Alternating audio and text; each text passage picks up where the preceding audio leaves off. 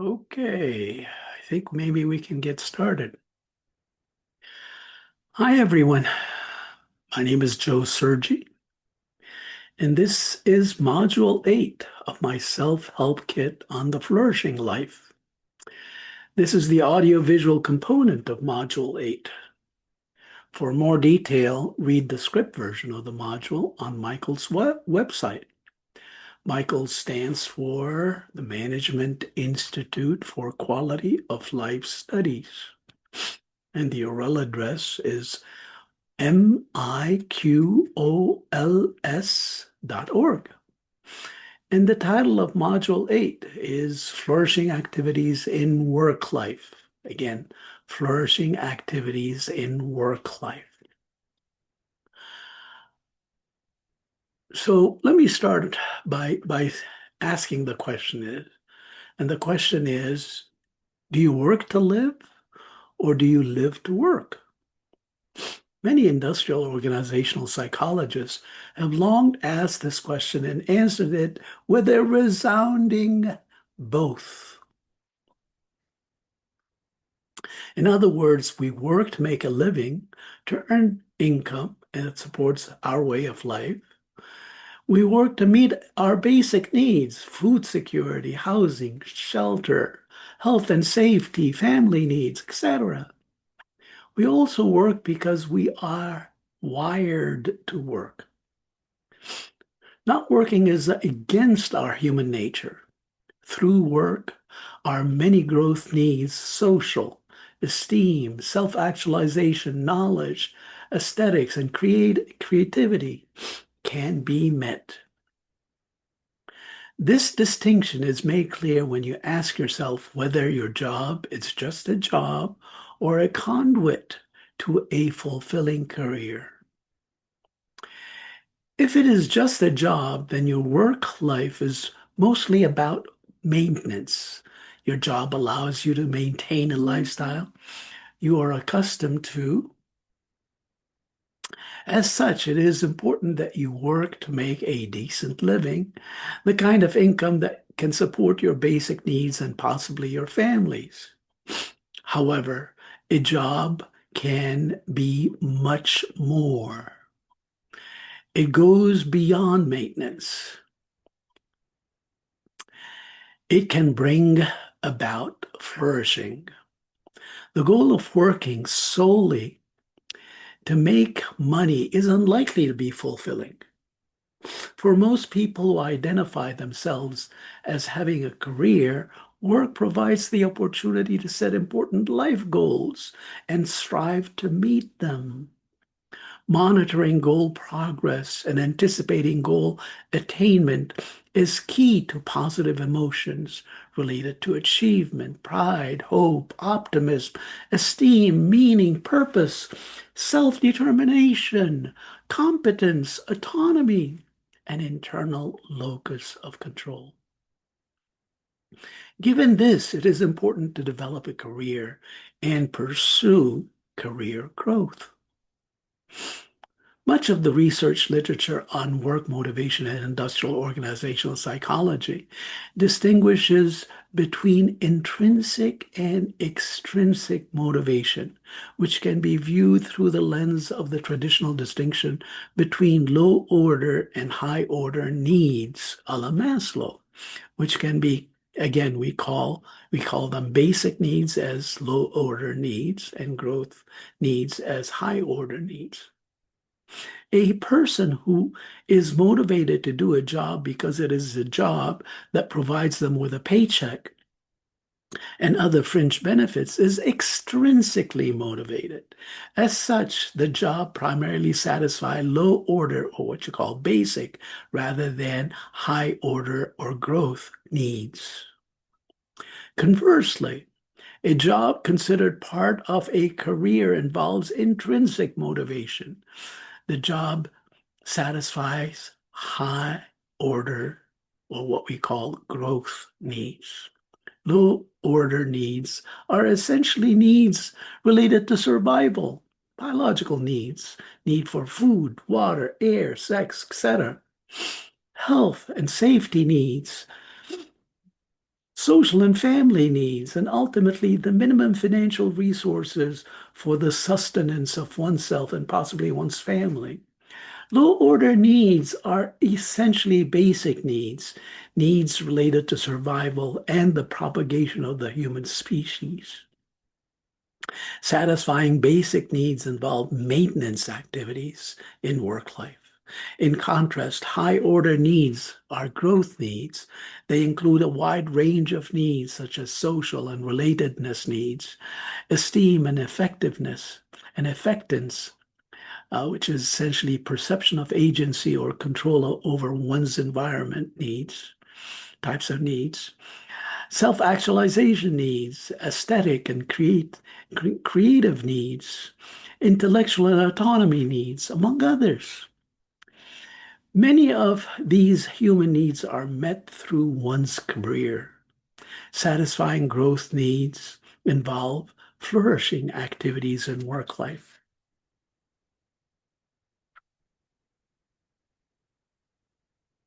So let's define this concept of what we call work well-being. What is work well-being? To begin with,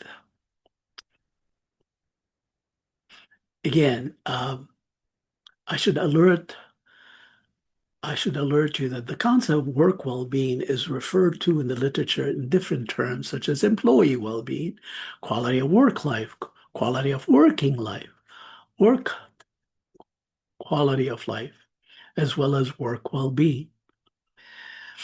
There are many definitions and conceptualization of work well-being. However, given the focus on flourishing activities, I'll concentrate on three definitions that are directly related to eudaimonia or eudaimonic well-being. These are work well-being as meaningful work well-being as need satisfaction through work, and work well-being as psychological well-being. Okay, let's concentrate on defining work well-being as meaningful work. Robert Lane, a political psychologist and economist, in his now seminal book, The Market Experience, and his follow-up books, The Loss of Happiness in Market Democracies, argued that the market contributes to quality of life not only by enhancing economic well-being, but also through meaningful work. Meaningful work. Meaningful work contributes to self-esteem, the sense of control over one's environment, and happiness in life. In other words, according to Lane, work well-being is meaningful work. That is, employees who view their job not as a job, but as a career, or better still, as a calling, find more meaning in their work and find it more eudaimonically satisfying than those who regard their job as an economic means. Okay, the second definition of work well-being is work well-being as need satisfaction through work. A popular measure of work well-being is the need satisfaction questionnaire. The guiding concept underlying the development of this work well-being instrument is based on the notion that well-being at work is determined by the full spectrum of human developmental needs, satisfaction of survival, social, ego, and self-actualization needs, and the extent to which organizational resources are channeled for meeting them. My colleagues and I developed and validated a measure of employee well-being based on this concept. Again, the focus is satisfaction of the full spectrum of developmental needs. The measure was designed to capture the extent to which the work environment, job requirements, supervisory behavior, and ancillary programs within the organizations are perceived by employees as meeting their developmental needs. Specifically, we define seven major needs, each having several dimensions. The first one, health and safety needs. That means protection from ill health and injury at work and outside of work, and enhancement of good health. The second dimension is economic and family needs. That means pay, job security, and other family needs. The third dimension is social needs, collegiality at work and leisure time off work. The fourth dimension is esteem needs. This means recognition and appreciation of work within the organization and outside the organization. The fifth dimension is actualization needs. This means realization of one's potential within the organization as a professional. The sixth dimension is knowledge needs. This means learning to enhance job and professional skills. And the final dimension is aesthetic needs. That this means creativity at work, as well as personal creativity and general aesthetics. As such, an employee is likely to experience eudaimonic well-being in their work life if the full spectrum of their developmental needs is met through work. The third definition is work well-being as psychological well-being. What does that mean? The more recent research on work well-being has focused on treating this construct through the lens of psychological well-being. As you may recall, we discussed psychological well-being as involving six dimensions. Self-acceptance, the first one, which means the extent to which the employee feels that they can express their true self through their job and workplace, as well as the extent to which their job reflects their identity or true self. That's the first dimension. The second dimension is purpose in life, which means the extent to which the employee feels that their job and work contribute significantly to their purpose in life. The third dimension is environmental mastery. This means the extent to which the employee feels that they have mastered many of the skills required for successful job performance and the spillover effects of work-related mastery spilling over to other life domains. The fourth dimension is positive relations with others, the extent to which the employee perceives that many of their coworkers are not simply coworkers, but also friends they socialize with outside of the workplace. And the fifth dimension is autonomy, the extent to which the employee believes that they have control over many aspects related to their job, unhindered by the dictates of their coworkers and management.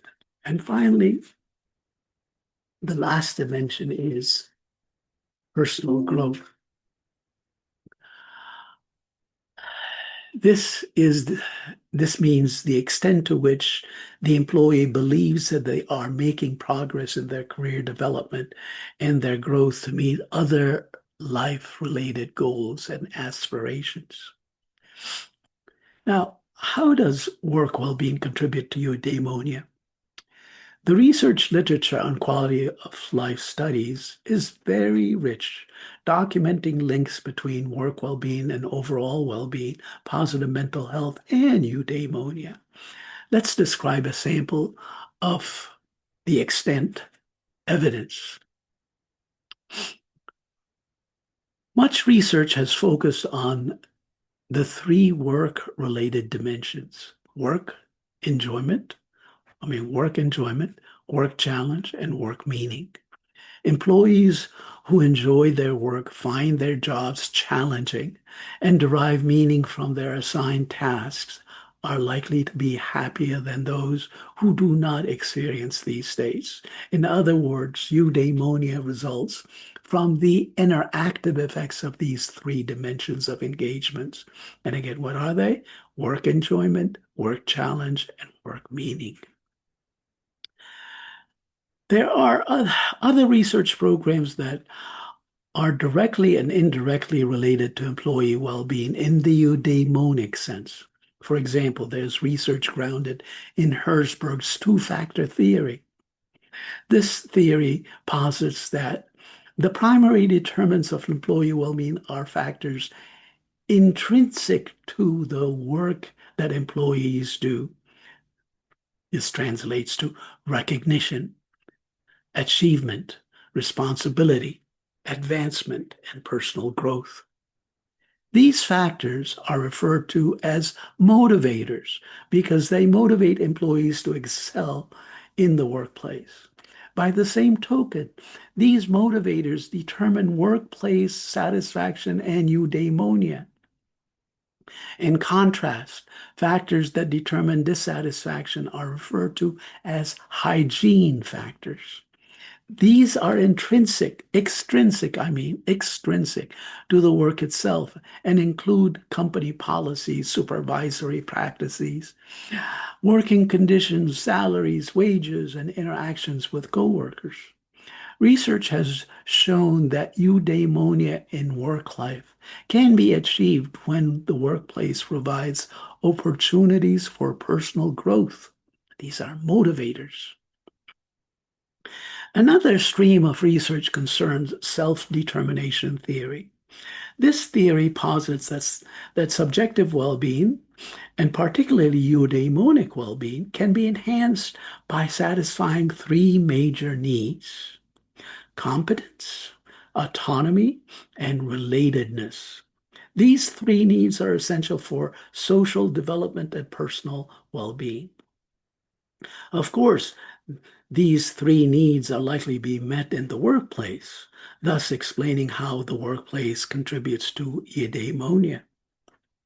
As such, to experience eudaimonia, the employee must have support from significant others who are either role models or provide moral support, thus satisfying the need for relatedness.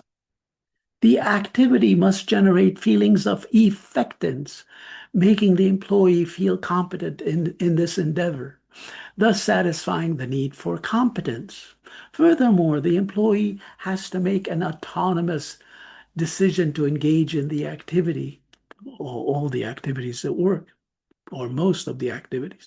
Doing so allows the employee to feel a sense of ownership of the activity, thus satisfying the need for autonomy. Okay, now let's focus on what are those flourishing activities related to work well-being. Research has shown that discretionary activities, and let me repeat, discretionary activities can induce eudaimonic well-being. Discretionary activities are those that employees choose to of uh, uh, engage in of their own free will and are not required of them by job demands. What are examples of these discretionary activities? There are three types of discretionary activities: voluntary, this is voluntary overtime. The second one is pro-social activity, and the third one is adaptive behavior. Well, let's talk about these three types of activities. Let's start out with voluntary activities. Here's an example of voluntary activities based on current research. School teachers who volunteer extra time unpaid tend to be more satisfied with their jobs and they experience eudaimonia than those who volunteer less. Here are examples of voluntary activities employees can engage in to foster eudaimonia. Skilled pro bono activities. This means using your professional skills, such as accounting, graphic design, or legal advice, to support nonprofits. A second type of voluntary activities is virtual remote activities. This means take on tasks such as web development, administrative support, or online tutoring. A third type of voluntary activities would be environmental and conservation activities. This means engage in tasks related to reforestation, beach cleanups, trail building, or wildlife rehabilitation. Another type of voluntary activities is animal welfare activities. This means to foster abandoned dogs and cats, volunteer to walk dogs off your neighbors and friends, provide assistance at animal shelters. Uh, Another set of activities would be activities related to community and social services, such as working at food banks, soup kitchens, or volunteering in shelters. Another category of voluntary activities would be activities related to healthcare and senior care, such as supporting hospitals, providing companionship to the elderly, or offering counseling. And yet another category would be activities related to education and youth, such as tutoring, teaching, or leading youth sports. These are all activities, again, viewed as what we call voluntary activities. The other, the other category of activities would be what we call pro-social activities. Pro-social activities at work refers to actions that employees take to help others. A meta-analysis found that job satisfaction and eudaimonic well-being are positively associated with employees' pro-social behavior at work. Here's a list of pro-social activities that employees can engage in to induce feelings of eudaimonia. Helping activities, such as assisting someone with a task, such as carrying groceries or providing assistance to co-workers or aiding a peer. Another category is sharing types of activities, like dividing resources, food, or personal items with others. How about volunteering type activities, such as freely offering time and expertise to a cause or organization? Comforting type of activities. Um, this means providing emotional support or consoling someone in distress. Cooperation types of activities, working together with others towards a common goal. Altruism type of activities, such as engaging in activities with the intention of benefiting another without expecting a reward. And finally, we have donating type activities, such as giving money or goods or personal belongings to help others in need. Then again, the third category of activities of what we call discretionary activities is what we call adaptive activities. Adaptive activities is the behavior employees undertake to adapt to a changing work environment. There is suggestive evidence showing that employees who score high on eudaimonic well-being measures tend to engage in more adaptive behavior than those who score low. Here are examples of adaptive activities employees can engage in to foster eudaimonia. Activities related to adaptive skill development.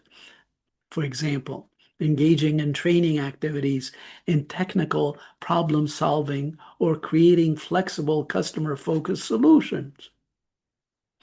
Another category of what we call adaptive activities would be activities related to immersive team building, such as engaging in activities designed to foster collaboration and participative decision making.